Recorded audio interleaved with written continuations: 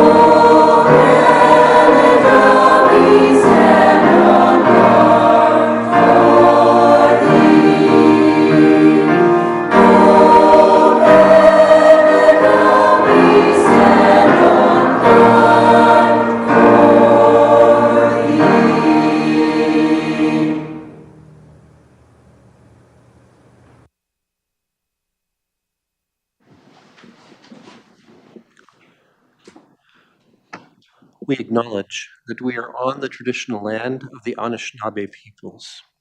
We wish to recognize the long history of Indigenous peoples in Canada and show our respect to them today. We recognize their stewardship of the land.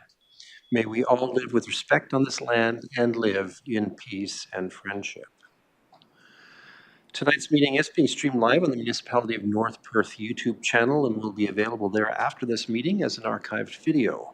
To those viewing the meeting via the YouTube channel, a warm welcome to you. To those present in the gallery today by attending a public meeting of the Council, you are consenting to your image, voice, and comments being recorded. Anyone who is invited to speak will be recorded and their voice, image, and comments will form part of the live stream. The chair and/or the clerk have the discretion and authority at any time to direct the determination or interruption of live streaming. Such direction will only be given in exceptional circumstances when deemed relevant. Circumstances may include instances where the content of debate is considered misleading, defamatory, or potentially inappropriate to be published. Attendees are advised that they may be subject to legal action if their actions result in inappropriate and/or unacceptable behavior and/or comments. Thank you. At this time, as always, I invite your decorum over the course of the coming meeting. I have regrets tonight from Councillor Matt Richardson. Let us move to item 5 of our agenda pertaining to pecuniary interest. Members of council have full lives with engagement in the community. Sometimes they may find themselves with a potential financial or pecuniary interest in an item at the council table. Provincial legislation mandates councillors to declare this interest and in so doing to avoid direct involvement in the consideration or voting on the item. I invite all councillors with a perceived pecuniary interest, including those who have already so declared in writing, to verbally advise the chair in public session. Documentation is to be submitted, if not already done, pursuant to council procedures.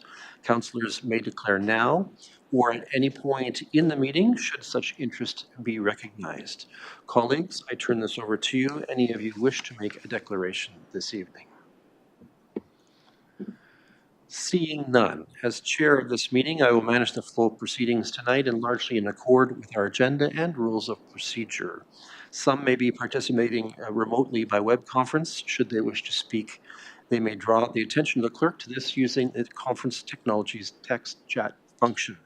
If technical difficulties arise for remote participants, I will advise and try to send some support. Let's now focus on the people's business. Part of that focus is achieved when those in the chamber silence and put away their phones. Regarding item 6 of our agenda, I have a resolution for our consideration to approve the agenda as follows, that the agenda for tonight's meeting be approved. Moved by Councillor Nordum, seconded by Councillor Anstedt.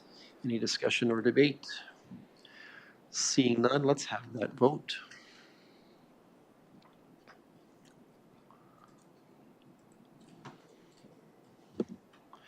Councillor Duncan records a manual in favor vote.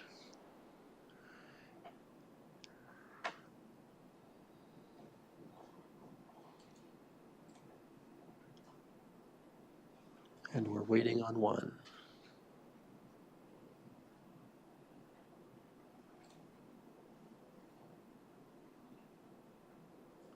And that is carried. Thank you.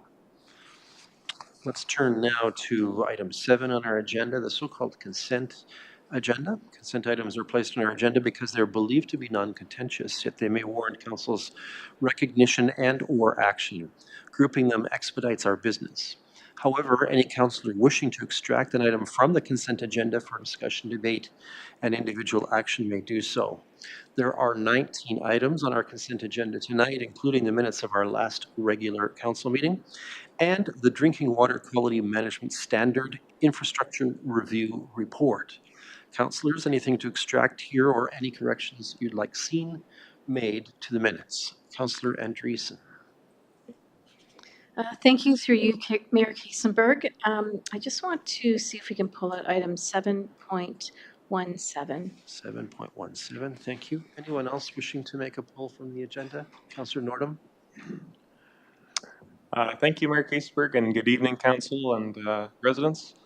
I would like to extract 7.12. 7.12, thank you. Anyone else before we go through the process? Councillor Rothwell. Thank you, Mayor Kiesenberg, Council, staff, public. Good evening.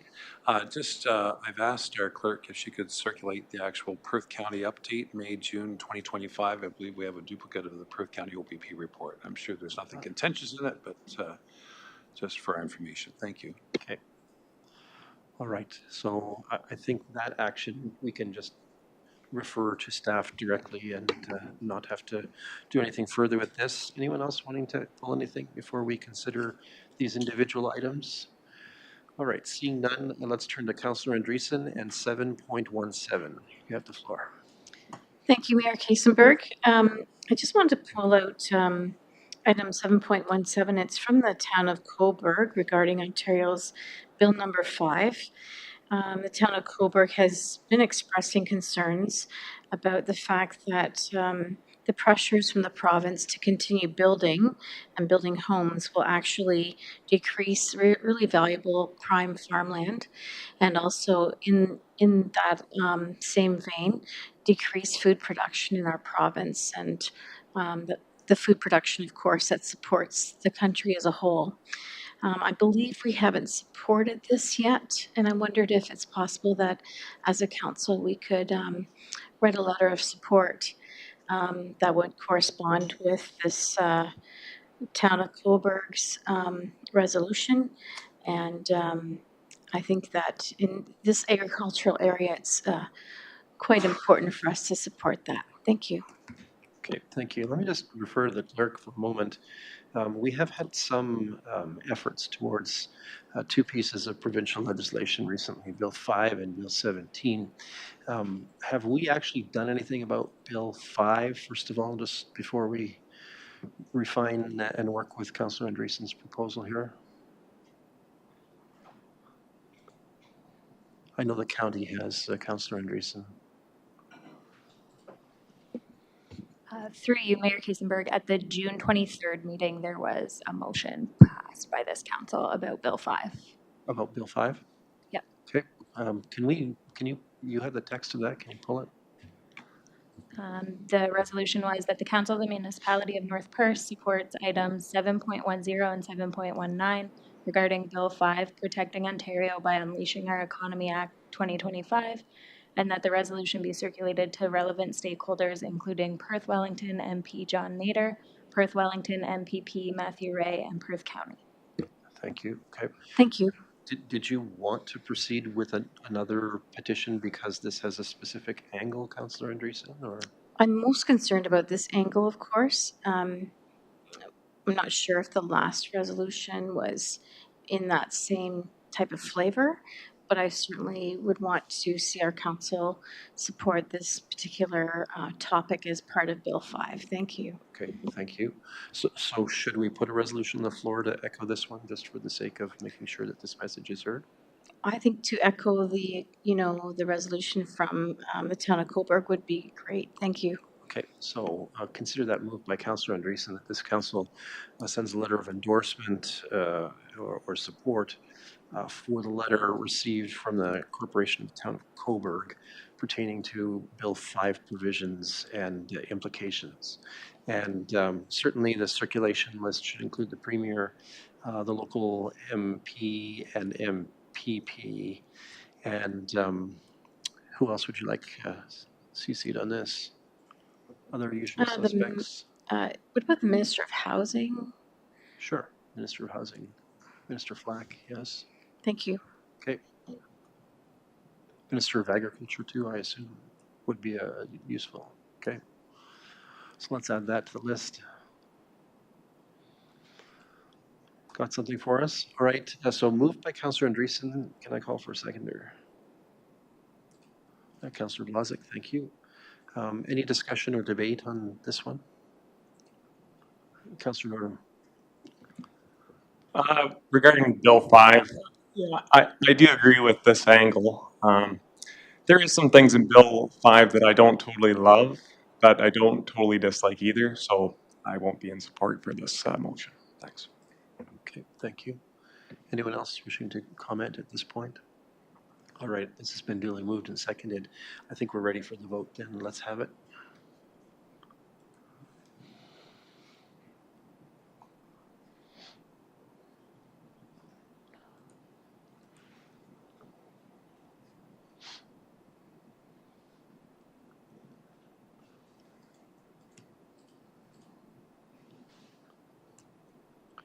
And that is carried if I'm doing my math. Thank you.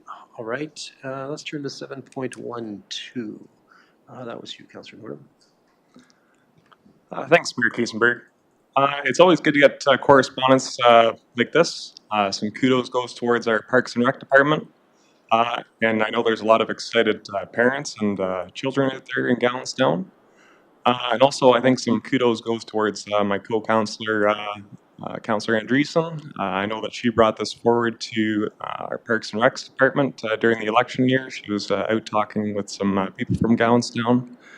I think there was a bit of a lack of a park, so some kudos all around. Thank you. Thank you, Councillor Nordham. And I can tell you, in recent public encounters that I've had several people point out their appreciation for some of the playground work that's been done by the municipality in the last year and a half, despite Grumpy Mayor complaining about how expensive it is. So anyway, agreed that there seems to be good resonance with some of the work that's happening around those files. All right, anyone else wishing to pull anything before we consider the general resolution? Councillor Rothwell.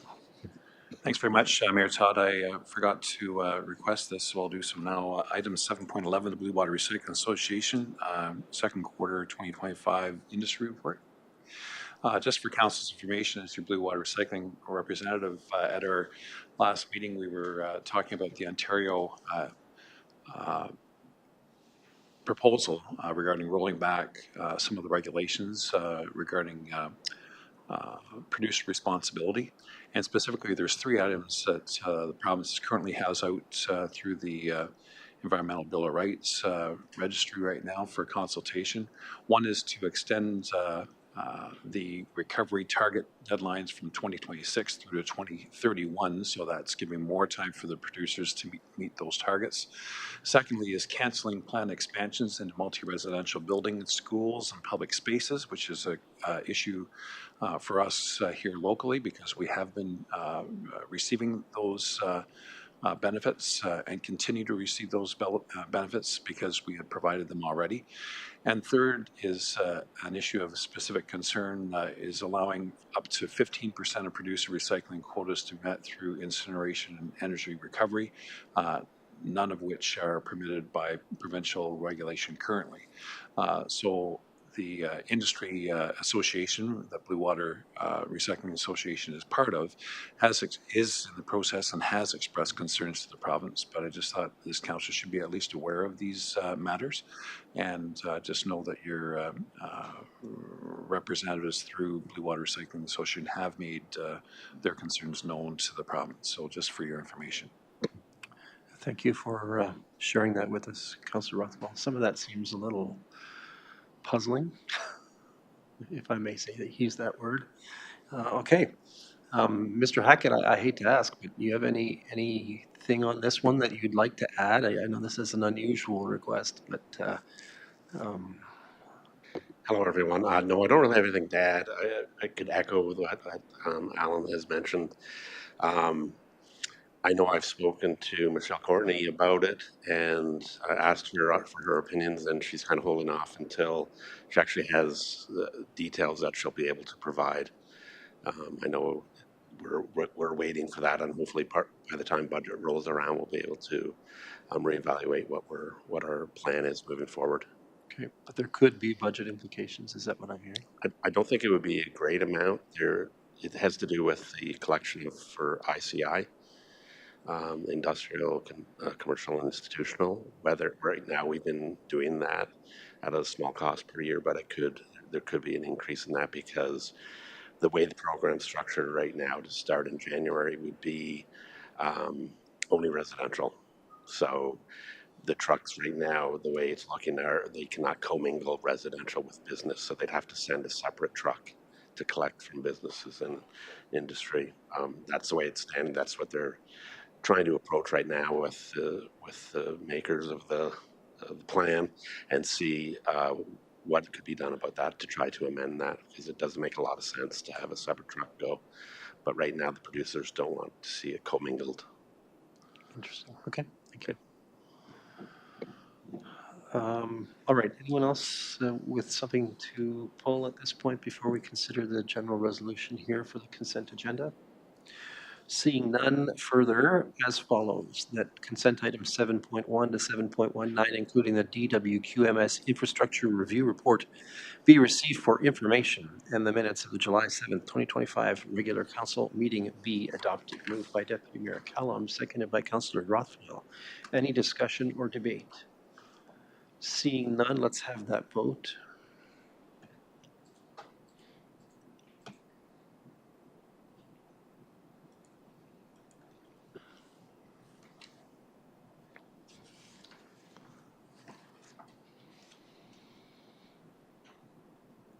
And that is carried. Thank you.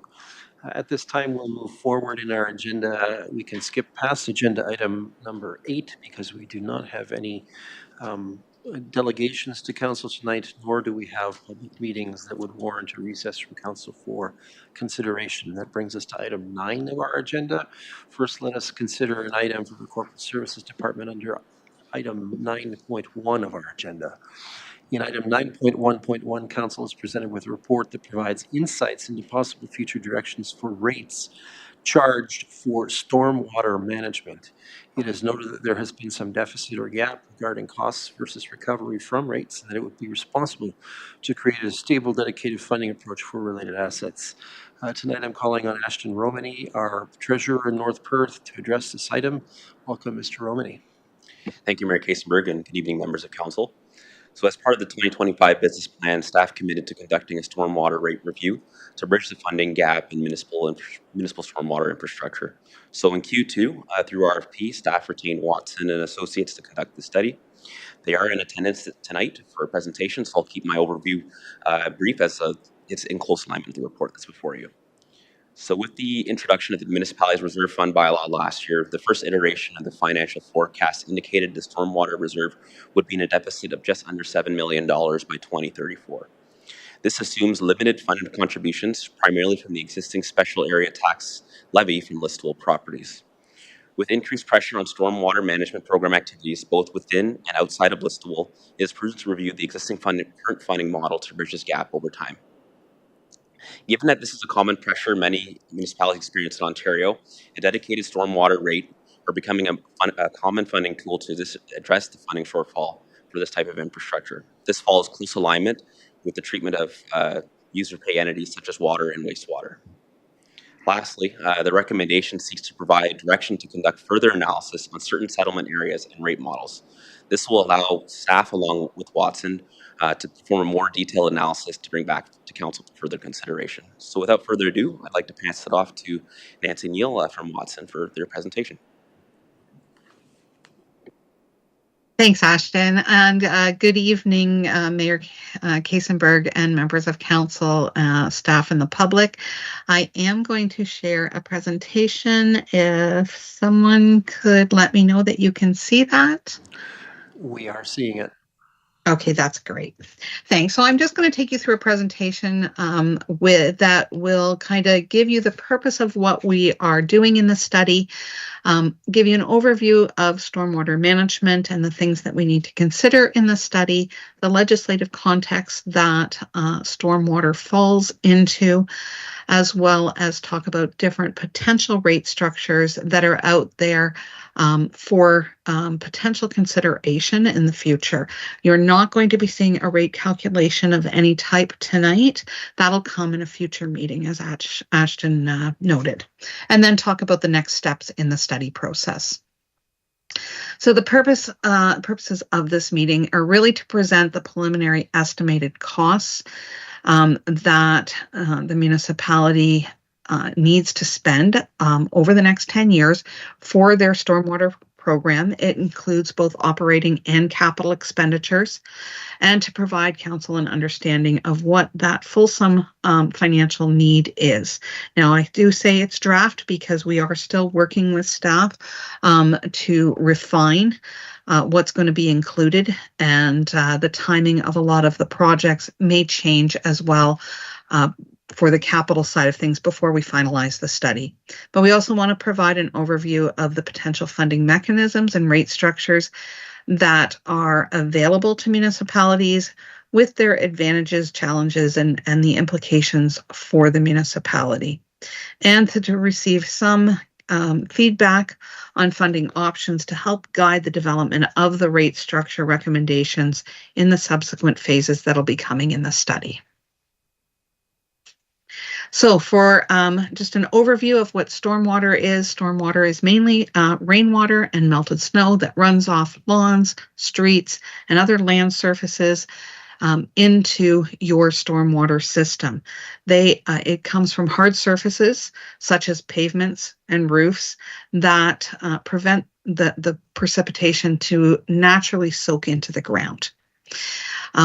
Where you need to manage it is really key to preventing flooding of homes, roads, and businesses, as well as preventing creek erosion and to stop harmful pollutants from entering local bodies of water. So the municipality stormwater management system works to collect, direct, and control the stormwater runoff and to reduce or eliminate these potential impacts. The key program activities that we are looking at include operations and maintenance. So that includes things like your regular assets that are getting cleaned, repaired, minor replacements of pipes, catch basins, manholes, stormwater ponds, etc. And then also dealing with asset management. So there are a number of assets that you currently have, mapping out when those assets need to have major system components replaced or cleaned. In the context of ponds, it's usually you don't replace a pond, but you may need to do major maintenance to dredge it and get rid of sediment and growth within them. As well, there is capital construction that's being identified for long-term stormwater capital needs, and some of that may be related to growth and others, again, to that asset management replacement.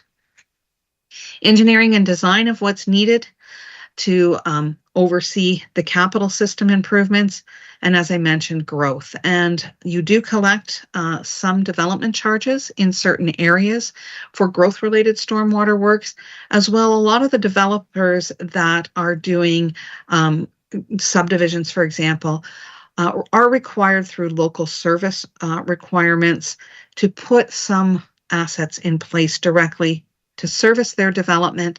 And then, of course, the municipality at some point will assume those works and have to deal with additional operating and maintenance and future asset management of those.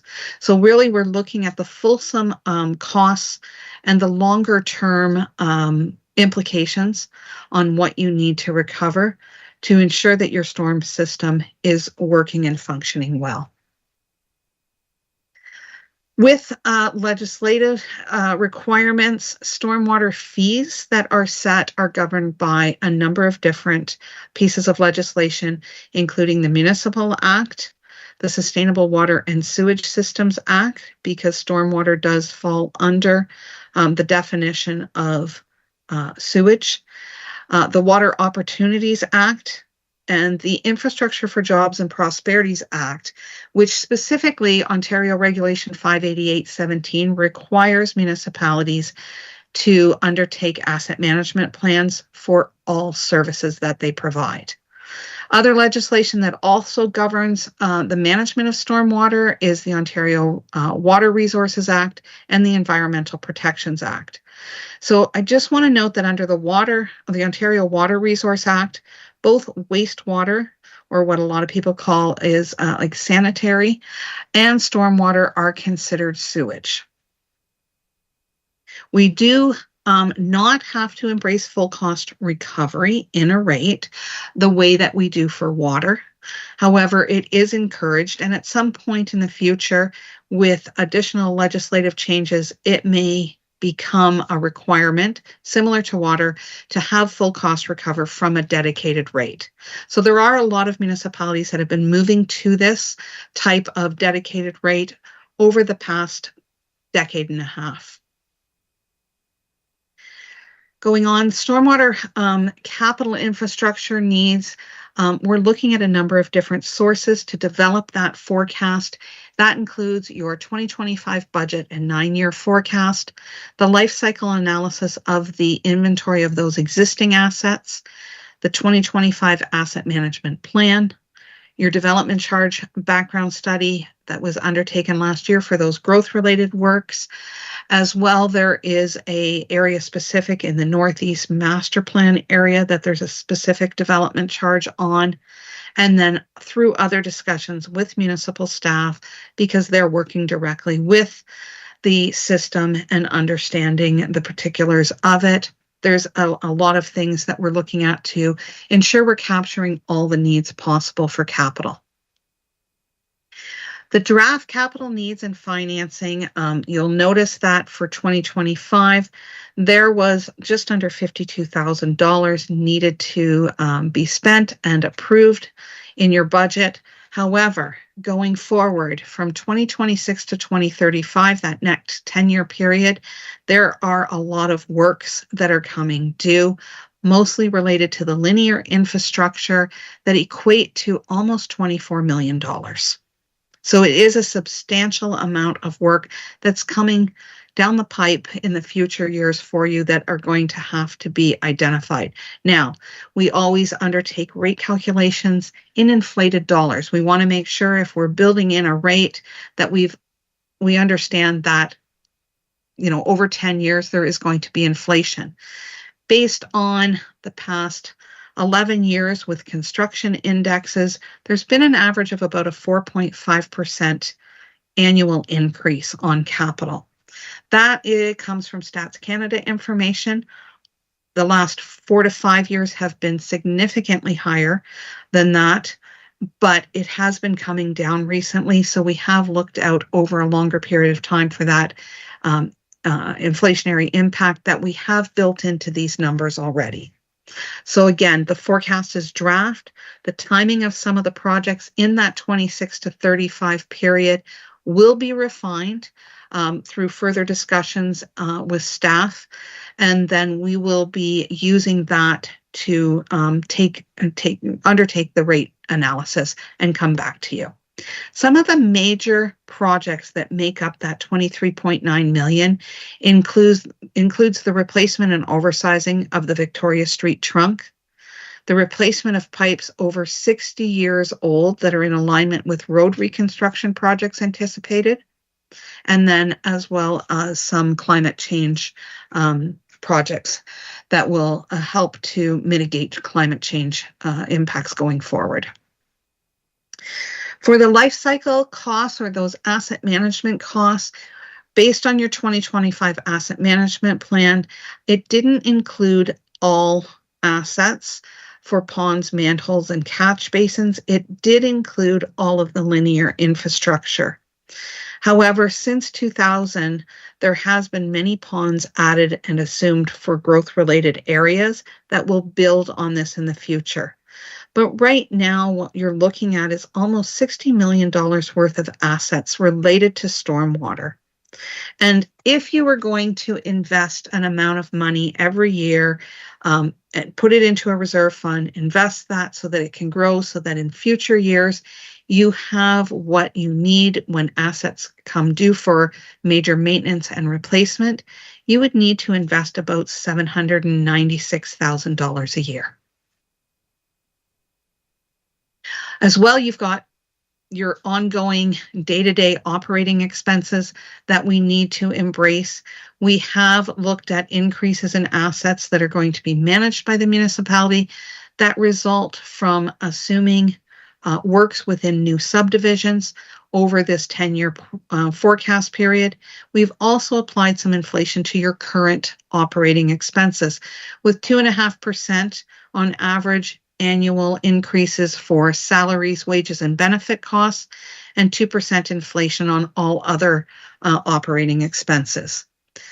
Reserve transfers that are associated with that asset management need for the future for both existing and growth-related infrastructure that you'll be taking on have also been identified and included in inflated values. What that looks like on an annual basis, again, right now, this is very preliminary, but you would be going from just under total costs, operating and capital, of about $934,000 in 2025, up to almost $2 million in 2035. To give you a bit of an idea of where right now you're funding these from, you do have a significant amount of the funding coming from your property tax revenues. And we assume that you will still need to provide some level of contribution over this forecast period from property taxes.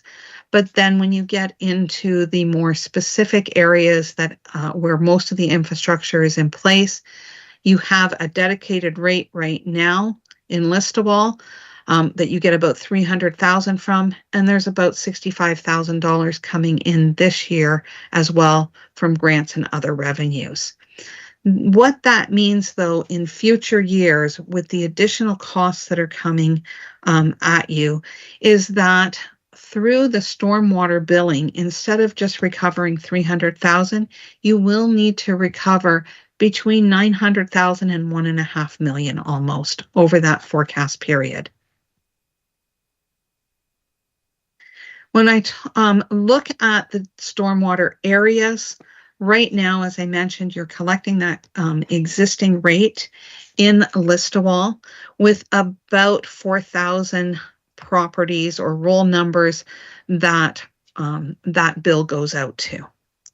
Going forward in the analysis, we are looking at potentially new stormwater rates to be applied in other areas that have more significant infrastructure in place for stormwater, and they include Atwood, Gowanstown, of course, to continue in Listowel, as well as Moncton and Trowbridge.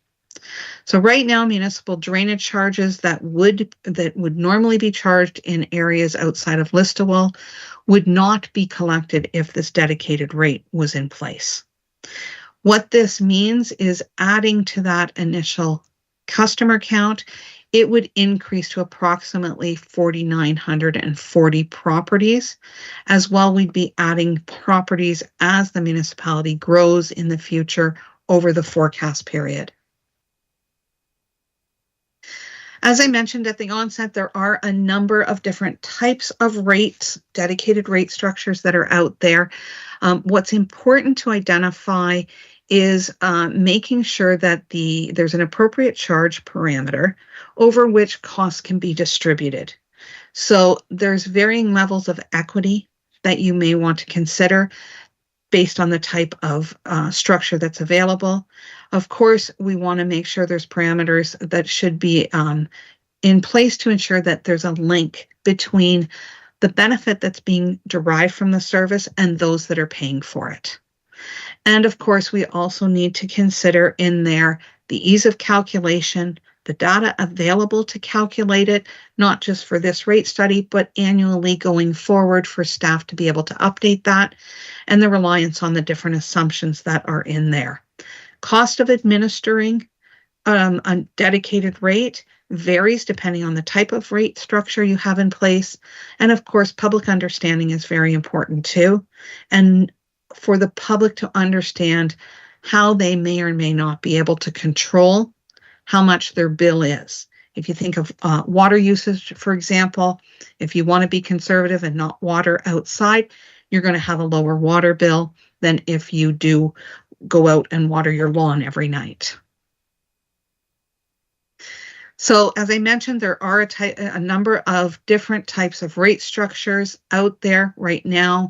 The main source that you have are property taxes, as well.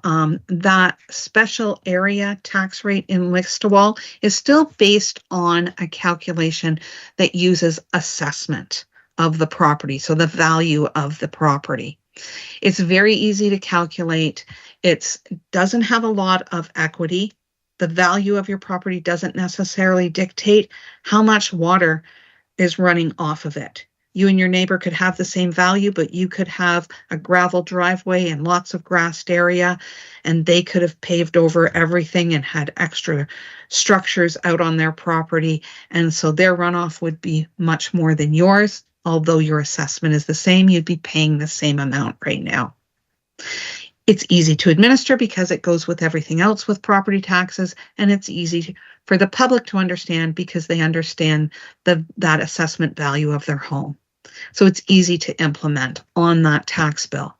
Once you get outside the property taxes, though, there's a number of different rate structures that municipalities throughout Ontario use, but it comes down to a lot of what type of property or what type of information do you have available, and then what level of these different aspects are most concerning. The administration costs, the equity, the ease of calculation, and the public understanding all play into a role of what is important to each municipality. But a lot of times it comes down to, like I said, the type of information that you have to be able to input it. I have identified the utility rate and the impervious area of all properties in yellow there. Those are two areas that we are not going to be recommending going forward within the analysis. The utility rate is based on your water meter, the consumption of your water. Doesn't necessarily, again, dictate how much you use or that your property has runoff of stormwater based on your usage in a house of water. But some municipalities, especially those that have combined sewer systems, often recover the stormwater costs with the wastewater costs. And of course, the wastewater is always based on that consumption of water that goes through the meter as well.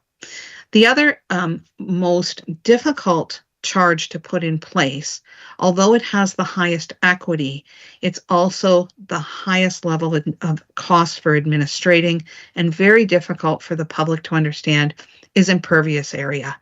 And that's when every single property is assessed as to exactly the size of it, the hard surfaces versus the surfaces that are permeable. And there's a different calculation for each property. And why that becomes incredibly difficult to administer is because every time someone does a change to their property, whether that's putting up a shed, a deck, a patio, paving a driveway, etc., that changes the imperviousness of the property. So it's highly costly for administration on an ongoing basis for staff. The other rate structures we are going to explore further and give you options on.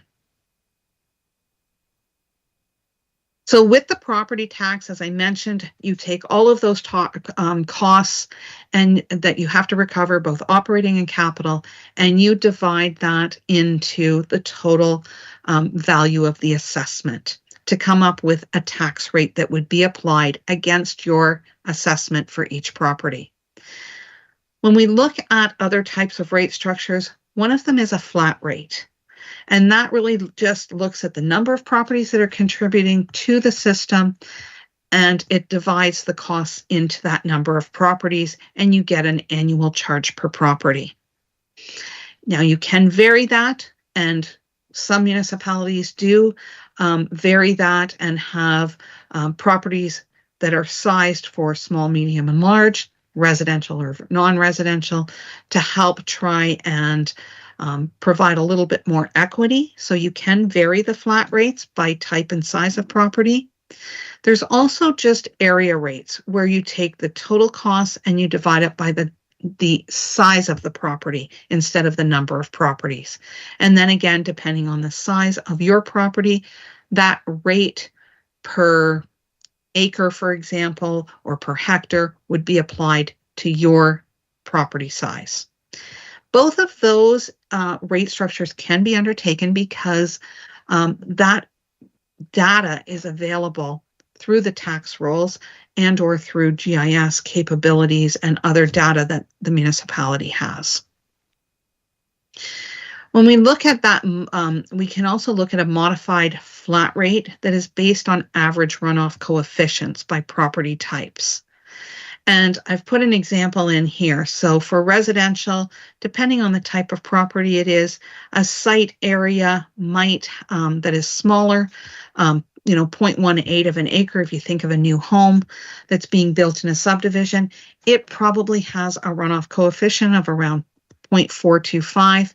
And that runoff coefficient is really the migrating of the water into the storm system and off that property. And we look at different properties, we do weighting averages, and what we do is come up with a percentage of costs that should be recovered from your residential versus your commercial or non-residential properties. What this tends to do is shift more of the cost to the non-residential.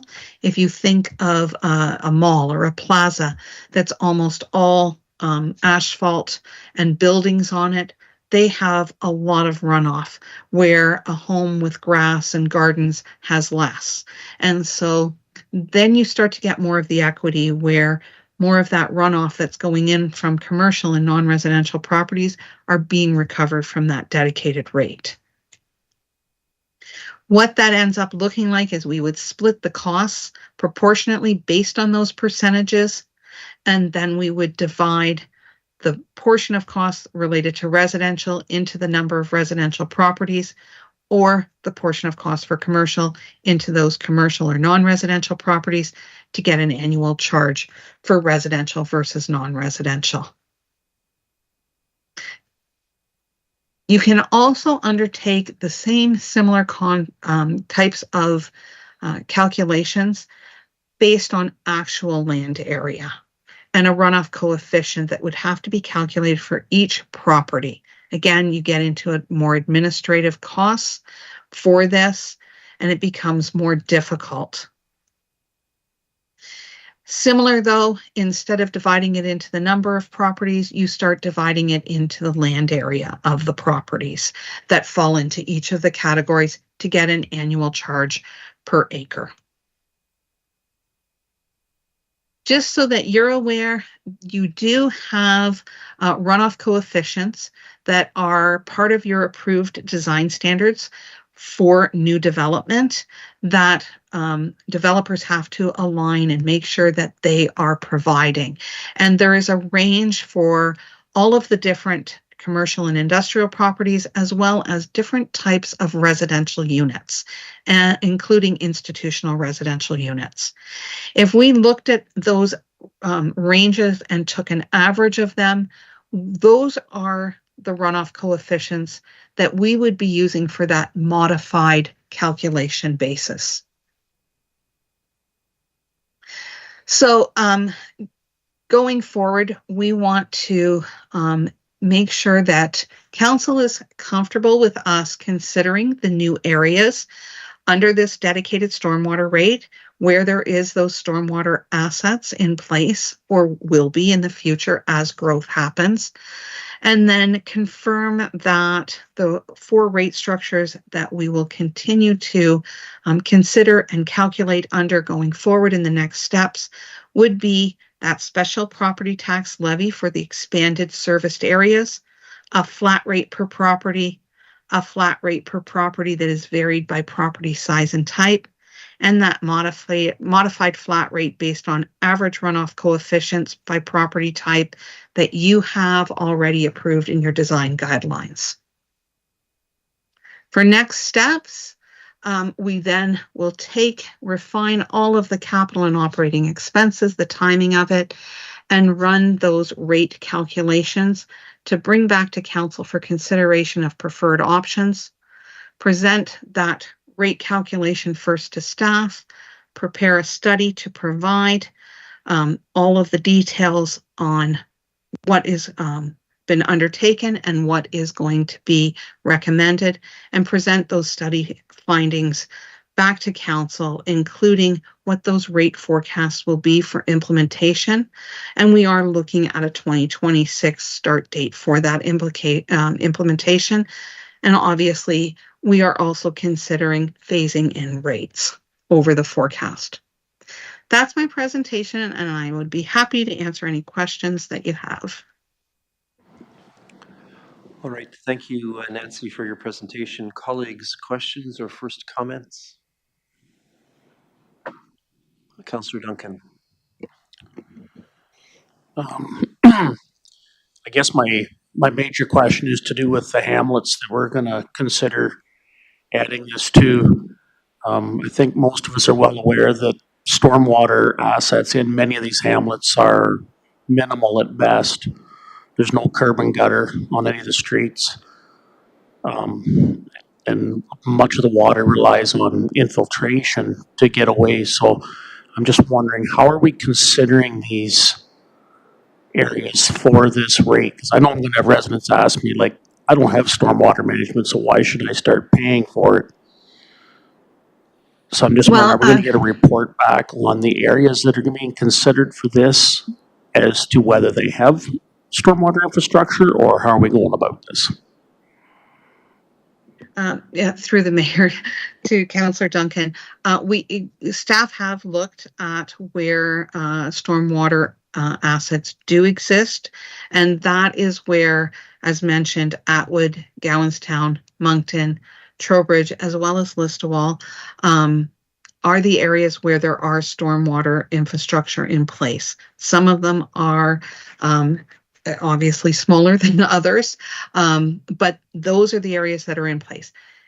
There are throughout the municipality alongside roads, even if it's ditching, that's stormwater management as well, so roads don't fall.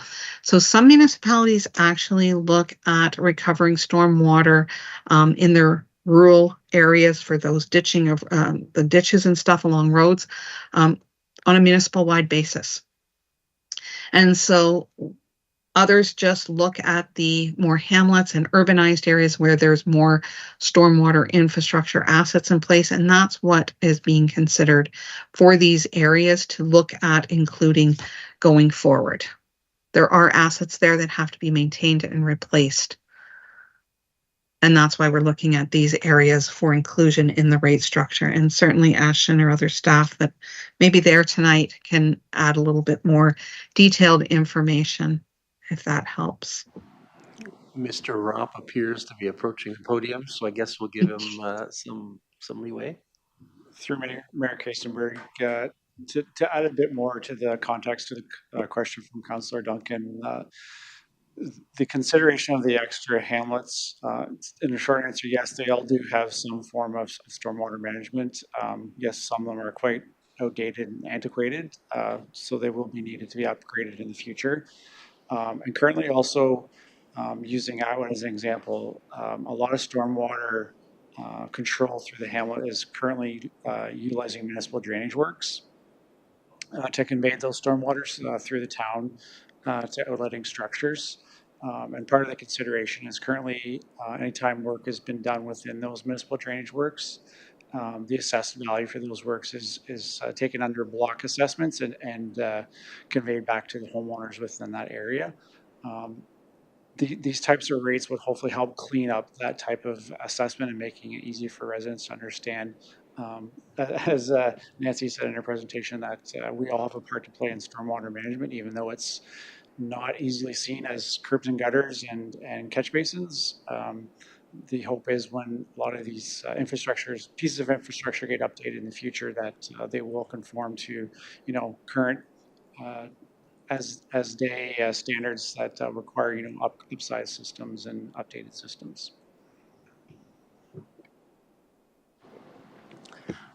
That was the information I was looking for. Thank you. Okay. Anyone else with questions or first comments? Councillor Andres. Through you, Mayor Kasenberg, my comments at this time would be, I realize that we're going to be getting a report and staff will be looking at this too, but I think it's going to be important that it's easy for our residents to understand this. And I know that can't be the only consideration, but I think that if we can have that component built in as much as possible, or that top of mind as this report is being put together, I think that might be a good possible consideration. Thank you. Okay, thank you. Anyone else with questions or first comments? Councillor Rothwell.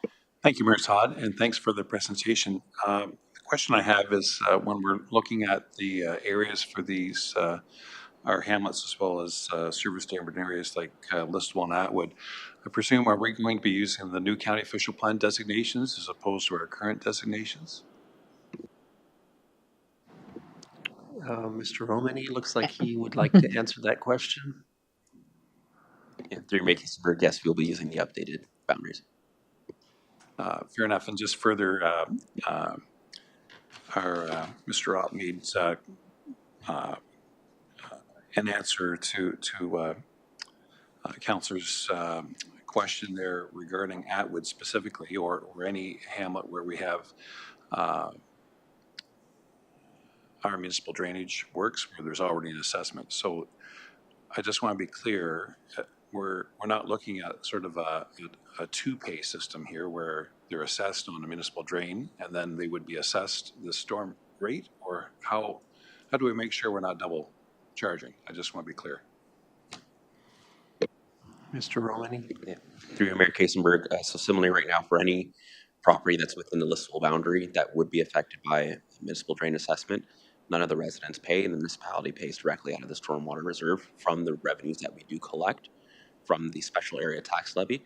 That same process would take into account if we were to extend it to Atwood and the other settlement areas. So that's, we wouldn't charge the municipal drains. It would be, sorry, I don't have the technical term, but it wouldn't be assessed on an individual property basis moving forward. Okay, I think I understand that. So it's basically a change under our municipal drainage system, wherein we would be the municipality would pay overall into that, because those property owners would be paying this proposed stormwater management rate, whatever it is, however we calculate it, instead of on an assessed property basis. Then, correct? Yeah. Okay, it looks like CAO Snell would like to weigh in, so I'll allow that. So the Drainage Act does allow what they call block assessments. So you still take that same area, but instead of having, say, 50 properties, you just block assess it, so it becomes one bill, and that one bill will be paid for out of the stormwater levy account. Okay, anyone else with questions or first comments?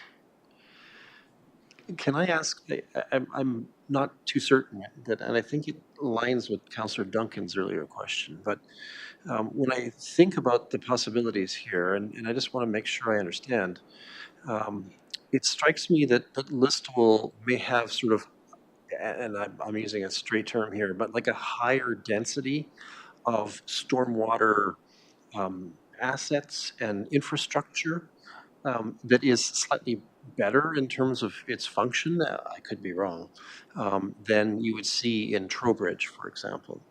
And so I'm wondering, you know, as you think about the possibilities here, the natural concern will be that people in Trowbridge are actually paying for the benefits that are being realized by people in Listowel. And I think, am I close to what you're going with, Councillor Duncan? Thank you. So I would kind of like some insight into that, because I don't think we want necessarily people paying for underservice relative to what others are paying for in the community, and I have a little bit of reservation about that off the top. CAO Snell, looks like you have some response. Thank you, Mayor. And I think staff will have to give this some further consideration with help from Watson's. But not only, I think what we're going to see, and it's already happening in Atwood, for example, we have areas of Atwood now that have the same level of service as much of Listowel. So that will be coming to a community like Trowbridge with a new development as well. So we are seeing, as new development comes into these hamlets, a much higher level of service for stormwater. Now, there is some argument to be made that this will not happen overnight for all the areas of the hamlet. So we will have to look at that and take into consideration how we even that out as the level of services rises across the whole community over time. Okay. And if I can jump in there a little bit more, the other thing to keep in mind is that there's always going to be, in any type of rate structure, whether it's property taxes or a dedicated rate, based on the needs in any given year, one area may be almost subsidizing another area. But once that area's new assets get put in place from replacements and stuff, then that area that won't have as many costs as some of the other areas are starting to subsidize the other areas. So when you look at it over a longer period of time, everyone helps each other out a little bit more. And there'll be give and takes in any given year, if that makes sense. And because we are looking at the full life cycle of all the assets and layering on the growth as well, that will smooth out over time. I think I understand your point. I'm just a little bit concerned that those with rather primitive services, where we wouldn't replace with more substantial and sort of full services, might wind up being dinged in ways that we didn't anticipate. And so we would want, I would think, some consideration. The downside, I suppose, of thinking that way, besides that we're one community in one North Perth, is the complexity factor that Councillor Andreessen raised in thinking about this, right? So, you know, I'm feeling a little tension here. I'm squirming a little bit in my chair at this point on this matter, and I suppose the devil will be in the details. But I am sort of expressing that we need to be thinking about the fact that there are some parts of this community that are not likely to have the urban standard that Listowel has anytime soon. Councillor Duncan. Yeah, and further to that, Mayor, the other thing to keep in mind is some of the residents in the hamlets are also coming into Listowel and benefiting from the more urbanized area and the commercial, the businesses, the shopping, etc., that they may not have in their own hamlet area, and so they're benefiting from the storm system that's in Listowel as well. And you are one municipality. Sure, and I mean, we understand that argument because we hear it frequently enough from agriculture versus urban areas and concerns about whether things like, that our taxes are right or not. And we get the issue of roads, certainly, and municipal amenities, certainly, because Listowel is the urban center for North Perth and, in fact, for the region. But there does need to be some thought given, I think, to how we allocate some of this. And I trust that staff, I see nodding their heads, so they've heard the message. Maybe Councillor Duncan wants to hammer the message one more time.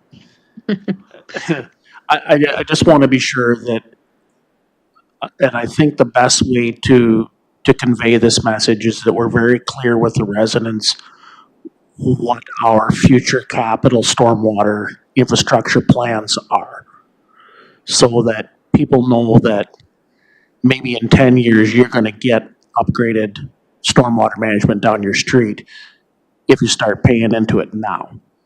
I just want to be sure that everybody realizes that they're going to benefit from this in some way, and people aren't going to be left out or treated as less than citizens that live in other parts of their municipality. Fair enough. Thank you. Anyone else with comments? Deputy Mayor Kellum? Yes, thank you, Mayor Kaysenberg, and thank you for the presentation, Nancy. One of your previous slides on the revenue side of it, there was like a grant, I believe it was for $8,300. Doesn't seem like a lot. What is that for? Maybe Ashton can speak specifically to what that grant this year was. Through Mayor Kaysenberg. So to clarify, this is $65,160. Is that what you're looking at? There was one that said $8,300. Yes. 65,160 is the grant and other revenue this year. Okay. So that would represent the OMAFRA grant we get per drainage superintendent. So within the stormwater budget includes the municipal drainage activities, and that's why a portion of the tax revenue that you see above there too pays into general storm or municipal drainage activities as well. Got it. Thank you. Okay, anyone else? Councillor Rothwell. Through you, Mayor, the question I have is, and I didn't see this in the figures that were presented here, but are any of the funding through our development charges at all in terms of stormwater management, or is that all on a development by development basis, wherein, say, for example, the subdivision in Atwood, the station development, whether that is solely by that development, or if in fact there are stormwater management costs under portions under the development charges. Yes, through the mayor, I can tell you that on the capital budget side of things, if there is growth-related works that development charges are paying for, we'll be embracing those and have been embraced those, as well as predicting those development charge revenues coming in as homes and businesses are developed to collect those funds and pay for those works directly. A lot of the stormwater works within development areas are 100% the developer's responsibility as a local service, and therefore you won't see those capital items in for the initial capital because the developer's paying for it. When their development is done, the municipality assumes it, and then they start operating and planning for future major replacement and maintenance of those assets.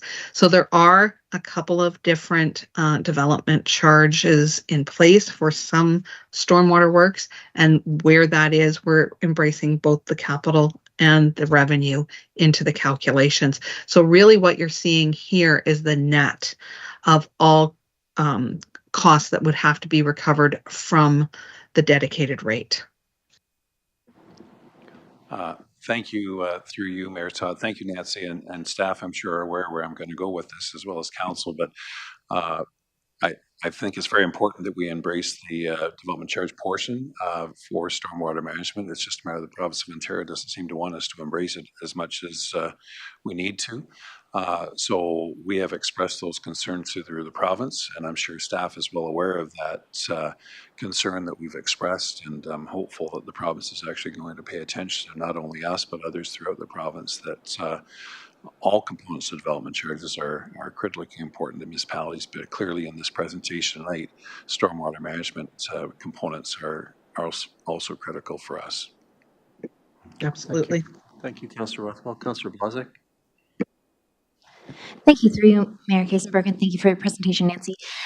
Can we circle back to the Deputy Mayor's question, because I'm not actually sure we addressed that properly. There is a draft capital needs and financing slide where you talked about your annual inflation factor of 4.5%. It's page 173 of our agenda package, and that is where the $8,300 that our deputy mayor had asked about is actually on. Oh, Okay. this one here. It looks like Mr. Romani is approaching the podium, so let's let you have a crack at this. Yeah, through Mayor Kaysenberg. Yeah, but sorry if I didn't realize it was on the page there.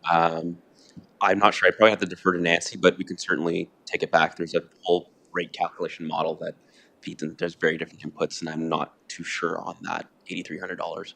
Okay. Nancy, are you sure on it? I'm not at the moment. I'd have to go back and look at what that was. Okay. So there's and what year it was anticipated in. There's a question for staff to bring forward a response to council's interest in that. All right, thank you. Anyone else with questions or comments?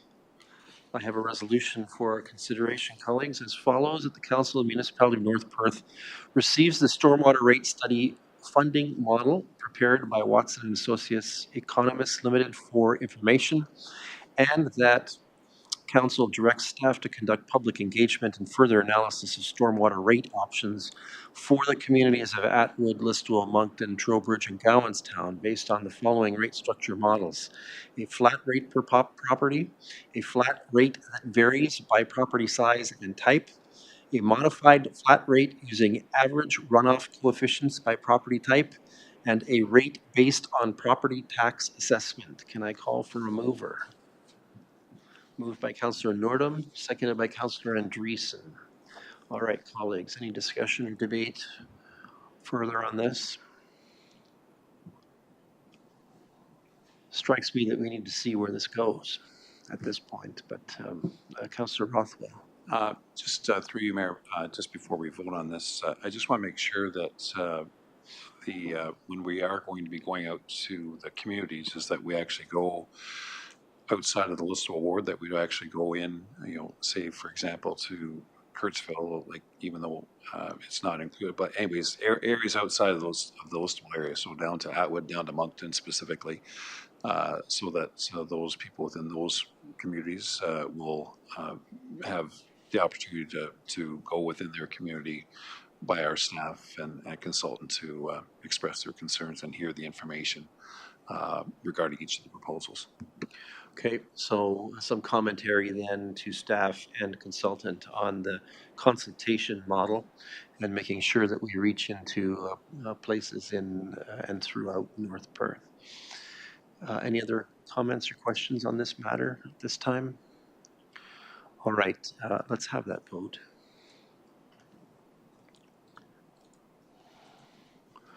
Councillor Andreessen records a manual in favor vote. Councillor Anstedt records a manual in favor vote, and that gives us 9.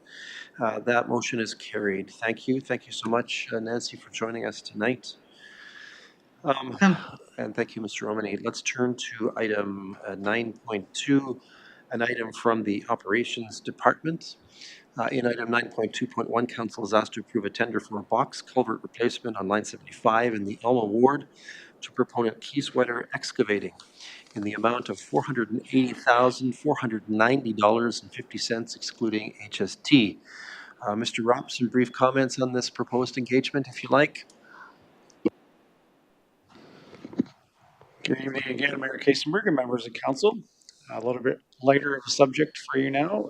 We have the replacement of the box culvert on line 75, which is located approximately 0.75 kilometers west of Road 66, which is the landfill road just west of Atwood. We were very fortunate. We received 42 plan takers for this project, which 8 submitted bids, which we consider a high number of bidders. And coming from that, we've seen a good mix of prices from the project, which gave us a tendered amount quoted as $480,000, which is approximately $300,000 less than was budgeted for the project.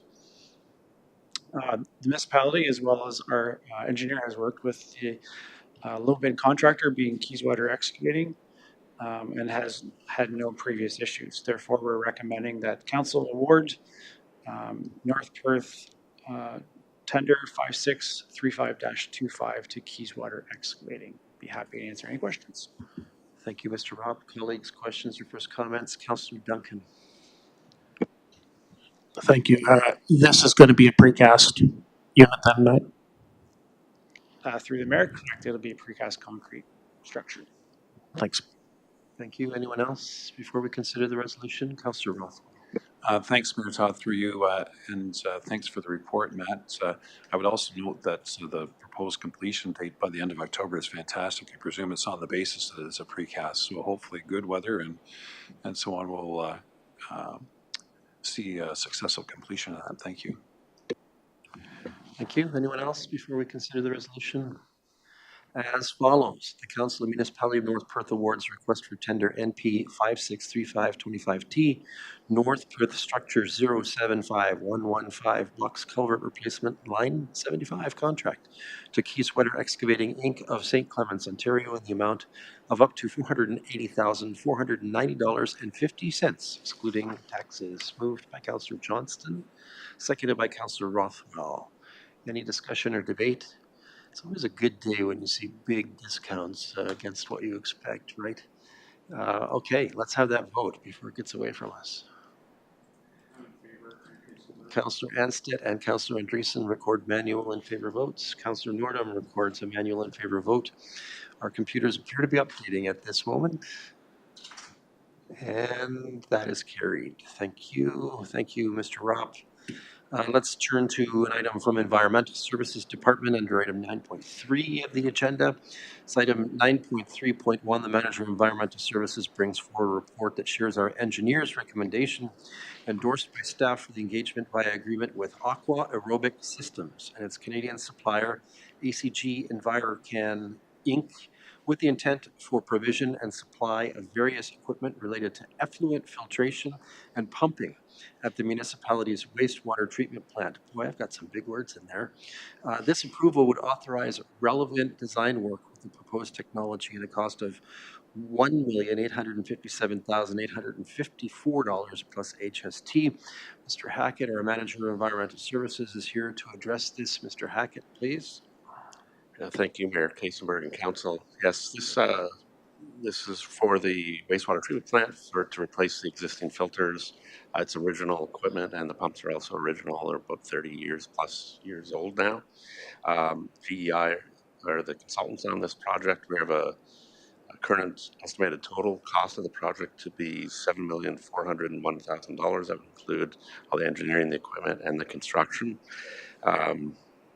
As you mentioned, we had a chance to go and visit a few places and look at the filters that they have in lift different various types of filters, and we've decided upon the Aqua Aerobics filtration system, and there's a pre-tender price for the proposed equipment that would be included as a specification within the tender package.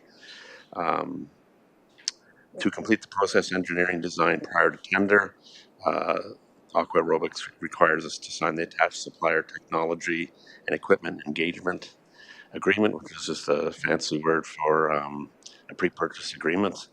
And also, there's a proposal to hold the pre-tender price of, as you mentioned, $1,857,854, and that would also need to be signed as well. It is included within the approved budget for the project. It was part of the 10 capital projects from last year, and it's in the design phase right now. I can take any questions. Thank you, Mr. Hackett. Any questions or first comments? Councillor Rothwell. Thanks through you, Mayor Todd. Thanks, Mark, for your report. The number one question I have is, given the fact that the filters are through the American company, but it's being supplied by its Canadian supplier, where are we with respect to any tariffs and so on? Notwithstanding that, knowing that the North American Free Trade Agreement is still in place until 2036, where are we at? Through you, Mayor Kiesenberg, we did include 25% in that $7.4 million, in the $1,800,000 for that product, for tariffs. If there are tariffs included in it, we're not sure what aspects of it could be applied, and we might not know for some time. But we did budget for 25% there, so I'm hoping there's nothing, and we're actually 25% better at that point. But we're not really sure at this point exactly. We do have wording in the tender package that'll be going out, and there's wording in this document as well regarding the potential for tariff costs to it, but it doesn't have a dollar amount yet. Just further, again, not to belabor the point, because I know it's very difficult for not only staff, but also for their suppliers and so on, but it truly is showing what will happen when uncertainty is upon us. And given the fact that I suspect that much of this equipment will have some metal components to it and so on, it's not only the American tariffs, but also Canadian, that it's a double whammy potentially, and I'm sure staff is aware of that, and hopefully will, whether in fact if council agrees and we have a signed agreement, if that predates any tariff, if you have a signed agreement, but I guess we'll see. Thank you very much. Thank you. I hate to suggest any course of action here that is in contravention of our procurement policy, but I do have to ask the question, are there any Canadian manufacturers that make solution sets that address our need? I'm not aware of any there, Keithsburg. We couldn't find any. We did look for that to see if there was any Canadian built. Once the best we could come up with was one that was built in America, but it has a Canadian supplier that we've dealt with in the past as well. Okay, thank you. Anyone else with questions or first comments? Okay, then we have a resolution as follows. The Council of the Municipality of North Perth authorizes Mark Hackett, Manager of Environmental Services, to sign the Aqua Aerobic proposal and the supplier technology and equipment engagement agreement under the terms specified at the negotiated price of $1,857,854. Moved by Deputy Mayor Kellum, seconded by Councillor Rothwell. Any discussion or debate? Seeing none, let's have that vote.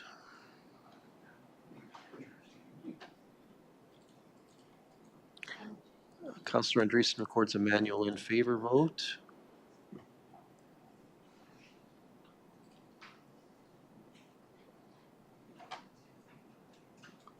We're missing one. And there we go, we have it. All right, with that, that's carried. Thank you, Mr. Hackett, and for your patience with our questions about the implications of various global events.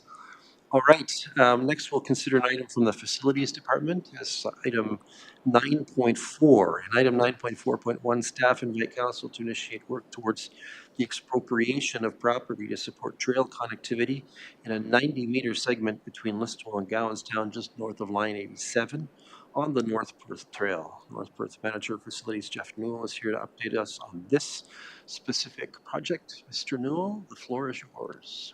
Good evening, Mayor Kasenberg and members of council. North Perth Trails serve a crucial route for both recreational activities and commuter needs in the municipality. They offer active transportation options for residents and visitors, and they enhance mobility and wellness. The North Perth Trail extends approximately 400 meters from east of Anfren to Gallenstown and primarily uses land from former railway lines owned by the municipality of North Perth. Enhancement of linkages between the communities and neighborhoods is vital and was emphasized in our 2024 Transportation Master Plan. Currently, there is a 90-meter gap in the North Perth Trail located between Listowel and Gallenstown. This gap impacts the functionality of connecting two North Perth communities. The gap is situated at line 87, extends 90 meters northward before reconnecting to the established Gallenstown Trail. The municipality does not hold ownership or easement rights for the gap section on this property. Multiple engagement attempts with the property owner to negotiate the sale or easement of an 8-meter strip along the western edge have been unproductive at this point. Expropriation of an easement over the portion of the property is indicated in Figure 1 of the drawing. Financial implications, there's the legal cost of expropriation process. It's anticipated to be $5,000, and that would not include a hearing if there is one that's required. Additional costs of opening the trail and securing the existing property are anticipated. That would be things like fencing, gravel, stone dust in order to make the place secure. There's a number of recommendations that come with this report.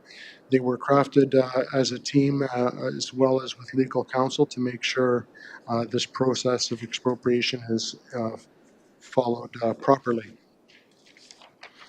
I can go through those recommendations. The first one of 8 is the Council of the Municipality of North Perth. Mr. Newell, Yes. are you going to further explain them, or because I can read these out as part of council's consideration? Okay, then that's Unless you fine. intend to explain them further. No, that's fine. Okay, so if council has questions, we can proceed. Okay. All right. Right. Double airtime doesn't strike anyone as happy, right? Okay. Sorry to interrupt. Anything further? No, there's nothing further. Thank you. All right, colleagues, questions or first comments? Councillor Nordo? I just want to, thanks for the report, Jeff. This has been very frustrating for staff, council, residents. I'm kind of glad to see it move forward. Unfortunately, it's come to this, but expropriation has kind of turned into a dirty word, but in a way, this is what expropriation is meant to do, is just connect trails, roads. So fully support it, and hopefully we don't have to ask every week how things are going. So. Great, thank you. Thanks. All right, Councillor Johnston. Thank you, Mr. Mayor. How long would we anticipate this will take? Like, are we 2 months, 6 months, or a year? I think the legal process is very difficult to determine how long it may take. We could get an easy resolution, I would think would be quickly, but if we get to a stage, which we don't anticipate with the hearing, it could be much longer than that, but I don't have a timeline exactly. CAO Snell? I can just add a little bit of light to this too. The expropriation process for us to actually have the property in our use will be fairly quickly, probably within the next 2 to 3 months. The process based on compensation is what might drag out over the length of time. Okay, anyone else with questions? Certainly, we have not done expropriation since I've been mayor, and I don't know, Deputy Mayor Callum, do you have any recollection? No, Councillor Duncan. All right, so this is somewhat new to us, which is why I think there's been a careful resolution constructed for the purposes of meeting our obligations and keeping things quite on the up and up. So I'm going to read that resolution into the record, and if you have questions about the individual clauses, we can certainly address them at that time to Mr. Newell. As follows: the Council of the Municipality of North Perth, in its role as expropriating authority, approves an application for approval to expropriate an easement on that portion of the land municipally known as 5968 line 87, as shown in Figure 1 of the report, and that the clerk be authorized to execute the application for approval to expropriate land and notice of application for approval to expropriate land, the notice, and to serve and publish the notice as required under the Expropriations Act, the Act. And that the clerk be authorized to forward to the Chief Inquiry Officer any requests for an inquiry hearing of necessity that are received, and that the solicitor for the municipality be authorized to represent the municipality as necessary in any inquiry held under the Act, and that council, in its role as approving authority, hereby approves the expropriation of the land, provided there is no hearing of necessity requested and not withdrawn in accordance with the Act, and that the clerk, in consultation with the municipal solicitor, be authorized to register a plan of expropriation and execute and serve any notices required under the Act, and that staff continue to seek to negotiate an agreement of easement for the lands concurrently with the expropriation until an expropriation plan has been registered, and that staff and the municipal solicitor be authorized to take all steps reasonably required to implement the above recommendations. Moved by Councillor Nordum, thank you. Seconded by Councillor Blazek. I think I saw your hand there. Any discussion or debate? I'm seeing none, so let's have that vote.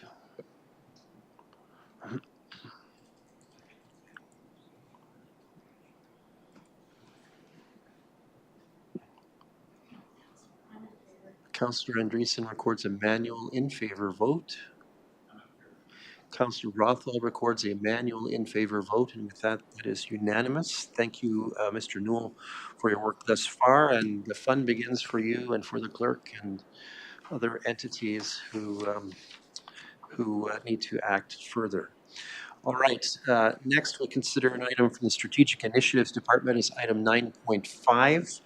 In item 9.5.1, Council is asked to approve the submission of an application in partnership with the City of Stratford and the Municipality of West Perth for funding from the Ontario Transit Investment Fund to support local transit concepts. North Perth Manager of Strategic Initiatives, Lindsay Klein, is here to update us on the possibilities, acknowledging that this is still very conceptual. Ms. Klein, please. Thank you, Mayor Kasenberg. Through you to members of council. The report before you tonight is to provide an update on a new provincial funding opportunity related to public transit and to seek council's endorsement on a proposed application. So in October of last year, the Ministry of Transportation announced the launch of the Ontario Transit Infrastructure Fund, or OTIF. This program is providing $5 million annually to support local and inter-community transit projects in areas that are currently unserved or underserved, particularly in rural communities. OTIF is designed to help municipalities establish or expand their transit services, and that can then move toward a financially sustainable operating model over time. It covers up to 50% of costs for eligible multi-year projects and accepts applications on an ongoing basis. And of note, and something that you might have seen in the news recently, the province recently awarded Grey Bruce and Dufferin counties up to $9.5 million in funding under OTIF to develop a regional transit network. So speaking within the context of North Perth, as council is aware, PC Connect's rural route ended on March 31st, 2025. North Perth currently contributes the operating costs of PC Connect's Route 1, which connects Kitchener-Waterloo, Elmira, and Listowel. However, this agreement is set to expire on December 31st, 2025. Staff have been actively exploring ways to sustain and improve transit services within North Perth, including connections to neighboring communities that support jobs, healthcare access, and other essential services. Specifically, we've been working with Stratford and West Perth on a potential joint OTIF application to create a new inter-community route that will connect Listowel, Mitchell, and Stratford, which will fill the gap left by the discontinued rural route service. Ridership data does show a steady demand for service along this route. A proposed application aligns with North Perth's strategic plan by improving transit options and supporting sustainable growth. As the project is still in the early planning stages, preliminary cost estimates and detailed financial implications will be developed collaboratively with our partner municipalities and will be brought forward to Council as part of the 2026 budget process.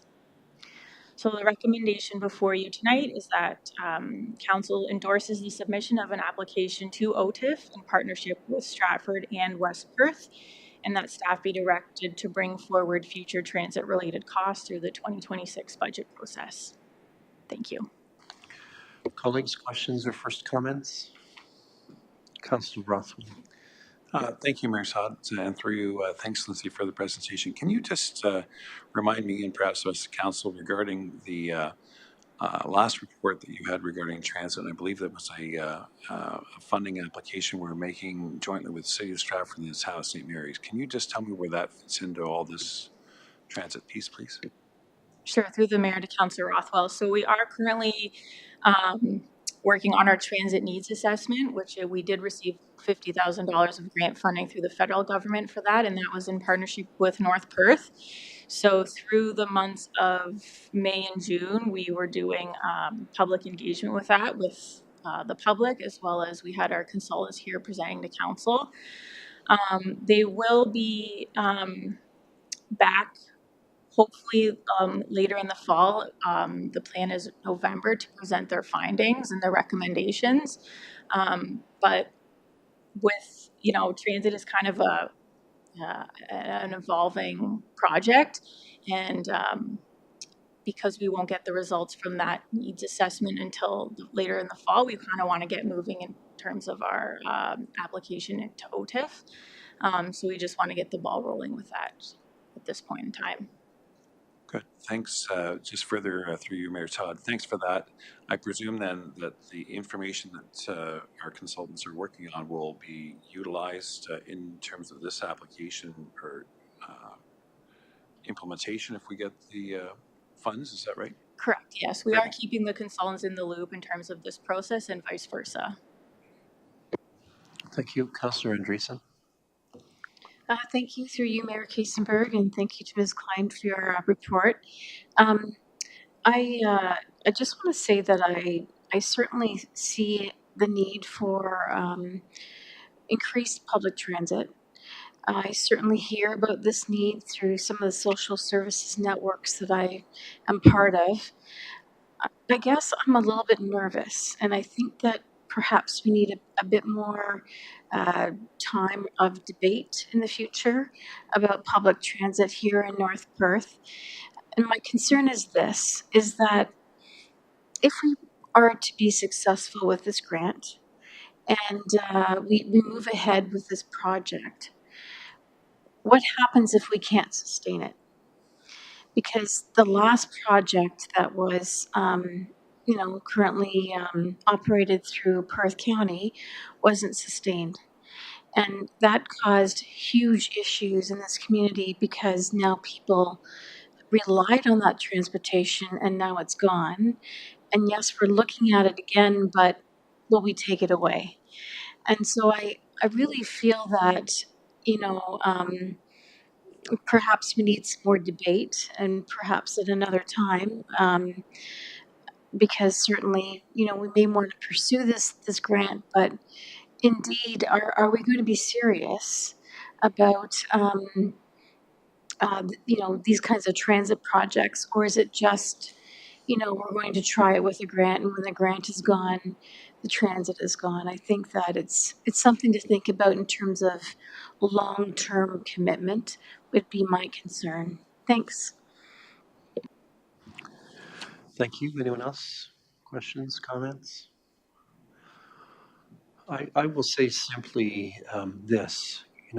Today, in fact, I was approached by someone who indicated to me that there were impacts, and there are impacts looming from the loss of PC Connect rural route in terms of our employers and in terms of employment, real employment opportunities that are affected by the discontinuation of that service, which allowed some to move to other places, and with its withdrawal, keeps them sort of bound, if you will, in Listowel, and looking for work here that may not be the right fit for them.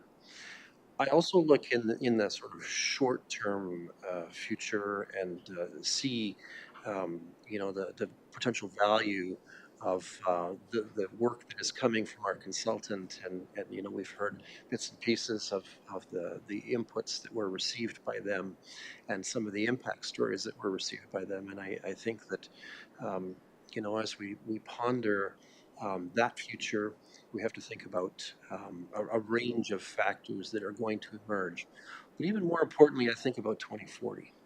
And I know that probably the mayor needs to think about 2070, to be honest. But 2040 seems like a rather soon and important date, and that's a date where this community will be about 28,000 people in size. And at that point, we will absolutely need a public transit solution. And in fact, in that world of 2040, we may also be looking more desperately at public transit because of climate change's impacts in our community. So for me, it makes sense to do what we can, especially if there's 50 cents on the dollar coming from the province for this. And I appreciate Councillor Andreessen's comments about, are we going to pull this rug out again from them?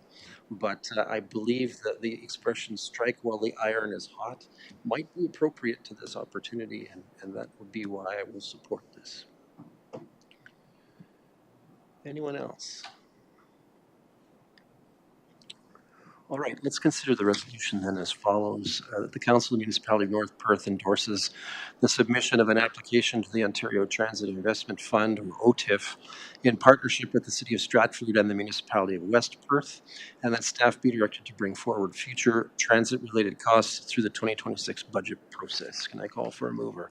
Councillor Rothwell, seconded by Councillor Anstett. Any further discussion or debate? Seeing none, let's have that vote.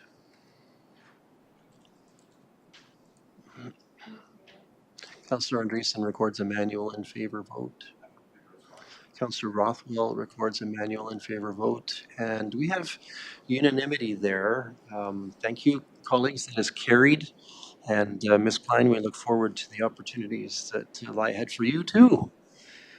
We're keeping staff busy tonight, I think, is the message. All right, that allows us to move to item 10 on our agenda. Does any member of council wish to ask for a report from staff and from a committee? Seeing no expression of interest there, let's turn to item 11. We have no items of correspondence for us to consider. Further, then we shall turn to item 12, which is consideration of bylaws that have been recommended to us for action. Tonight we have 5 bylaws for our consideration. The enabling resolution outlines for each bylaw their number and purpose. Before I read the resolution for passing these bylaws, does any councillor wish to extract one or more of them for a more fulsome consideration or an individual or recorded vote? Colleagues, anything you want to pull here? Okay, not seeing that. So let's have the omnibus resolution for bylaws here as follows. Bylaw 65-2025 be read a third time and be finally adopted, and that the following bylaws are hereby passed. 71-2025 being a bylaw authorize the stopping up and closing of a road allowance. 72-2025 being a bylaw to authorize the sale of lands. 73-2025 being a bylaw to authorize the sale of lands, and 74-2025 being a bylaw to amend bylaw 6-ZB-1999 as amended. Can I call for a mover? Councillor Duncan, thank you. Seconded by Councillor Nordum, thanks. Any discussion or debate on this resolution? Seeing none, let's have that vote. Councillor Andreessen records a manual in favor vote. Councillor Rothwell records a manual in favor vote, and that is carried. Thank you. We are at item 13 on our agenda. Does any councillor wish leave to give notice of motion? I am not seeing any response to that one, so that brings us to item 14 on our agenda. For item 14, are there any announcements that would be of benefit to our community or that reflect well on North Perth? And certainly anyone in the chamber may so indicate by raising their hands. I think Deputy Mayor Kellum and I both can sort of speak to the fact that we had a good participation at the Listowel Fair on the weekend. It was a wonderful event, and there were lots of people and opportunities. The burgers were good. I can attest to that, and I think a lot of fun was had. So, if we may, on behalf of council, express appreciation once again to the Agricultural Society and to all of its many sponsors and partners who, and volunteers in particular, who make all that happen. Job well done as always. Thank you so much. Anyone else with announcements? All right, seeing none. Oh, the 150th. Oh, go ahead. 150th is coming up. This is the summer of activities, it would appear. The Listowel 150th anniversary celebrations are on the weekend of August 2nd and 3rd. The opening ceremonies, I believe, is on the 2nd. The Saturday at the Clock Tower. We invite all to attend. I understand that Councillor Johnston will be verbalizing and vocalizing all to attend. Yes, that's what I understood. And those opening ceremonies will include brief speeches, yours truly included. The music concert, the Hayloft Music Festival, also is unfolding on that day, and the calendar is packed with all kinds of wonderful opportunities to reminisce and to connect with people and connect with places. And so we invite all, as I have and as all of us have, to participate and find some joy in that weekend. All right, thank you. And I think that moves us past the announcements to item 15. We have two items to be considered in a closed session of council tonight.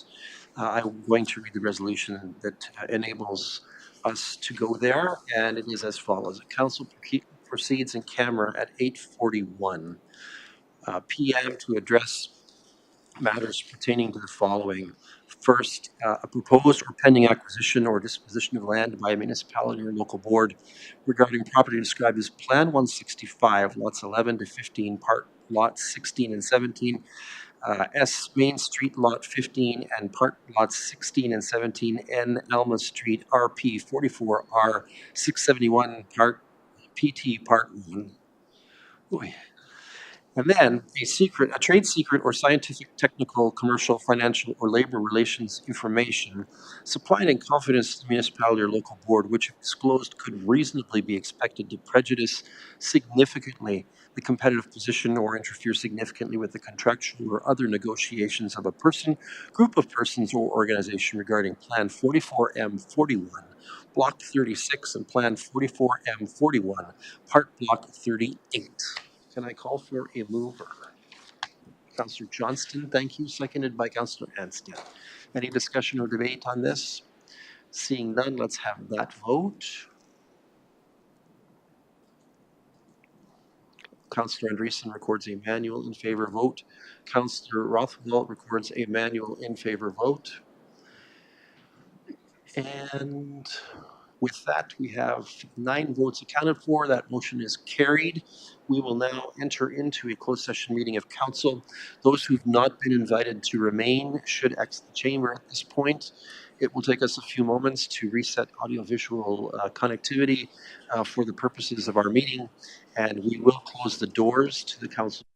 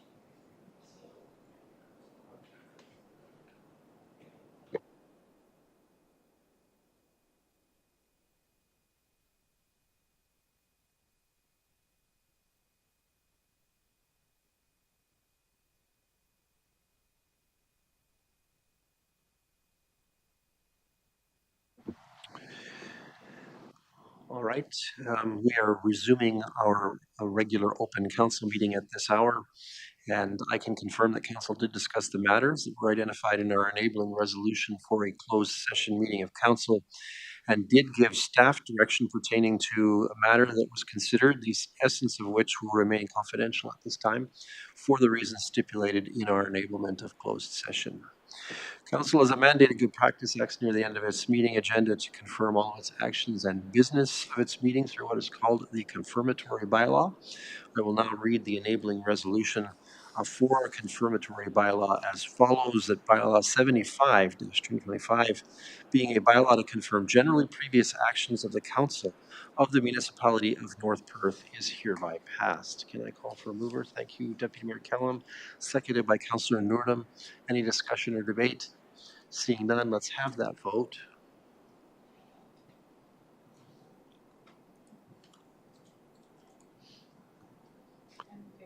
Councillor Andreessen records a manual in favor vote. And with that, we have 9 votes. That motion is carried. Colleagues, for our bylaws that touch on provincial priorities considered and passed at tonight's meeting, I am in support and will not execute a veto.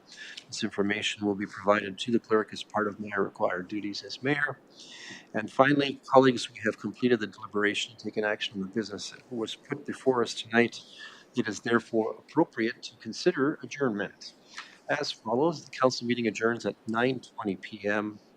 to meet again for general council business on Monday, August 11th, 2025 at 7 p.m. Can I call for a mover? Councillor Johnston, seconded by Councillor Rothwell. It's not debatable. Let's have that vote.